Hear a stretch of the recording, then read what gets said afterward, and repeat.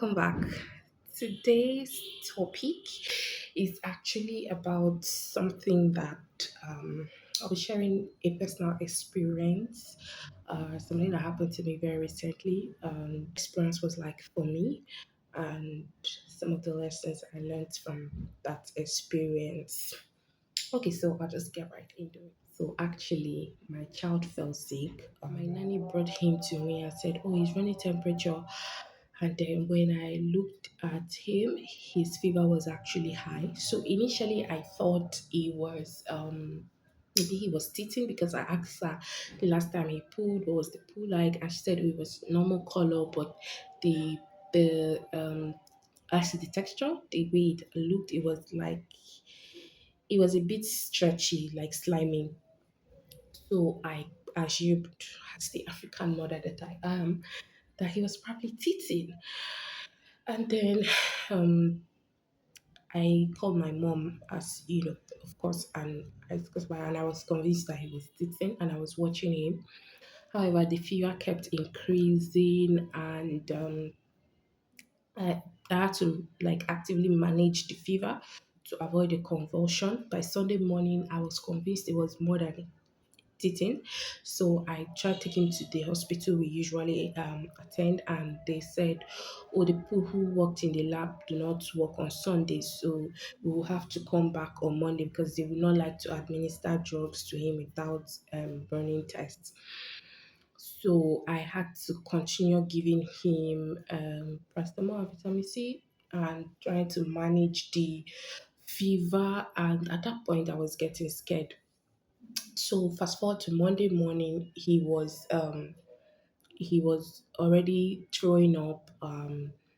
He was running a very serious temperature and he was crying uncontrollably. I think that was the part that was really difficult for me because it just made me very helpless when he was just screaming. And I want to say, "What is wrong with you?" But he cannot speak, and I'm just looking at him and I'm just wondering, I wish you can tell me exactly what it is so I can know how to attack. So, mind you, the deadlines were there, the pressure was there, and then we got to the hospital on Monday. They ran a few tests on him, and they said, "Oh, there's nothing here to be worried about. I mean, his blood count is fine. There's no infection." We set down a bit, but they, gave us malaria drugs because the test was in that hospital. They usually, I don't know, for some weird reasons, they usually tell you the results of the whatever test is carried out on you verbally. Anyway, so the so because they gave us the results orally, I and then they prescribed some drugs, part of which was malaria. Malaria drugs was part of those drugs. I assumed, oh, it was malaria, so we were treating him for the malaria, giving him the malaria drugs as we were told, but he wasn't getting better. And he was still like very sick. Of course, I wasn't going to be the one to tell the hospital how to do their job, right? So I assumed that they've done all they could do while I was doing all, but the fever was bad. It was. And on top of it, he had this cough that was very painful when he coughs, and he had this catarrh that was dry and just blocks his nose, so he can't sleep. He can't sleep at night. He's tired. He can't sleep. He's running fever and he's shouting. So it was just me and the baby. So you can imagine where I was and all the drama that happened in that time.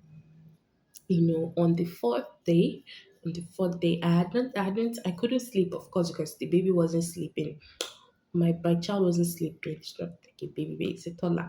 My child wasn't sleeping, and of course, I couldn't sleep because how was I going to sleep? He was screaming practically for most of the night, screaming out in pains, and I was wondering if something what if this was still physical or if this was spiritual. When it wasn't getting better, I got really worried. And before this time, everything that's happened this year, a lot of things happened this year. And I kept saying, well, thank God it didn't touch my child. And then it got to this, and I heard a voice telling me, oh, well, I told you it was going to come for your child, it's going to touch your child. And I told God that I cannot serve you and leave. One of those nights, I said a very desperate prayer and I left it at that. I cried out to God and I left it at that. And I told him that you need to show me, you need to show up for me because I don't know what else to do. I've been to the hospital, I'm doing everything I know how to do, but this child is not getting better. You want to take him away from me? Like you've touched a lot of things this year in my life and you want to touch this one? Will he make you? I really questioned him. They said we should not question God. I'm sorry, I'm not I don't belong to that school of thought. I question him, I asked him questions because I have places in the scripture I can quote where men of God, prophets, when they were at their wits' end, they had a conversation with him and they wanted to know, like, what's going on.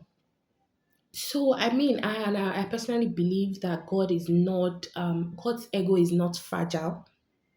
His ego is not fragile at all. He can take it. Like he can take it.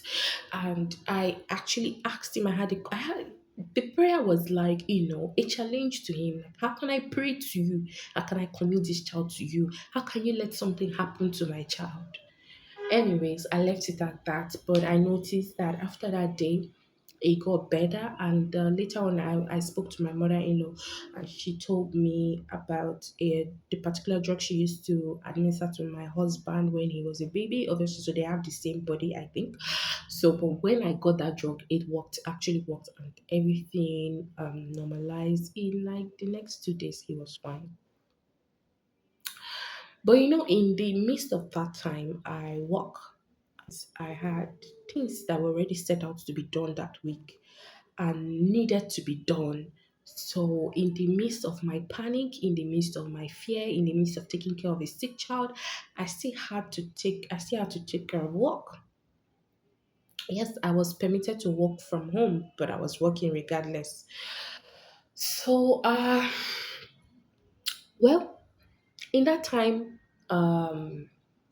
obviously I wasn't sleeping. I would be awake all through the night, and then in the morning I have to work. I have to take calls. I have to send emails. I have to do my job. So, but what really helped me was the fact that was God. I do not know how to say it. If you look at my channel, you will see that the first thing this channel is about is God, because God is the center of my life. I cannot tell you how I deal with things, and I've been through some things in this life. I'm not trying to say that I've been through the most, but I've been through some things in this life, and I cannot tell you that how I was able to cope. It was God. I prayed. It was the prayer, reading the word of God. It helped me to cope. Um, I trusted God because when I got to my wits' end, when I had, there was nothing else to do, right? I committed my child in the hands of God. That was how I coped. I don't know how else to put it. And then outside of that, when I left it in God's hands, I went about my work. During my work time, when I had to work and he wasn't screaming, I handed him over to the nanny and I occupied my mind with work. I tried not to worry and I tried not to dwell on the negative because I know that I will be projecting evil and negativity on top of the child who is already sick, and I don't think that is productive in any way. And then, very importantly, I had support from work. I I had permission, like I had mentioned already, to work from home, and I had my husband, and I had my very what is it called, or what was the word to use, my very helpful nanny, and they were my rock. They were my support system. I took the encouragement. Of course, my mom was calling us every day and asking about the baby and everything. I took the encouragement I could take. But the truth is, when you're going through something like that and you're scared for the life of your child, nobody can comfort you. You just feel like nobody gets it because you're looking at your child is in pain, and you just feel like if anything happens to my child, I mean, where do I start from? I cannot take this. All right. So, but what helped me again at work was in order to balance work, how to communicate. It's very important that when you have some issues at home and you cannot show up at work because life happens, always communicate, because that was one way I was able to balance work with home. And also, I have people that I can also delegate directly, some of the work to, and I was able to delegate. And something else that helped me was prioritizing my tasks, right? I focused more on the most urgent, most important tasks at hand. And in all this, I learned that God never fails. God is faithful. He will never give us what is more than us. Whatever you commit in God's hands, what I learned is whatever we commit in God's hands, know that it cannot spoil. Nothing you put in his hands will spoil.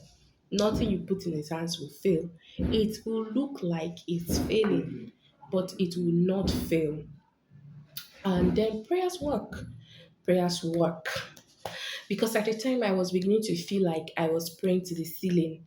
At the time I was beginning to feel like I was talking to myself. But eventually, um, God answered me and everything was fine. And then one very important lesson I learned from this is, as a mom, listen to your instinct. Always listen to your instinct. Do not be careless with your child. Do not let people tell you that, oh, don't worry, that's how they are.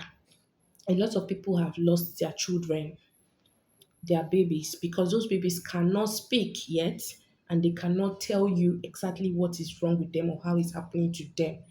Do not let somebody verbally diagnose your child, even if you go to the hospital and you're told that nothing is wrong, or deep down you feel that something is wrong. Please commit that child to the hands of his or her maker to take care of the child. Do not be careless about your child. Listen to your motherly instinct. It could save your child's life. It saved my child's life.